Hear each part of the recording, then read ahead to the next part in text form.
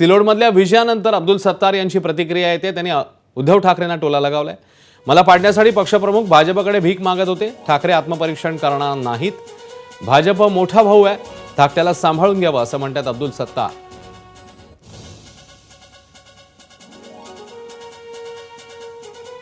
मला तर आश्चर्य वाटतं की ठाकरे भारतीय जनता पार्टी सोबत भीक मागत होते माझ्या मतदारसंघात, आणि इतक्या केलवानीच्या गोष्टी तर राज्यामध्ये एका पक्षाचा प्रमुख भारतीय जनता पार्टीला माझ्यासाठी लोटांगणा घालतो। म्हणजे याच्यापेक्षा मी काहीतरी राजकारणामध्ये जे काही घडलं हे माझ्या आयुष्यामध्ये कोणत्याही मुख्य पक्षाच्या प्रमुखांनी इतकी लाजिरवाणी गोष्ट पहिल्यांदा घडली असेल राज्यामध्ये। आत्मपरीक्षण करण्याची गरज आहे का?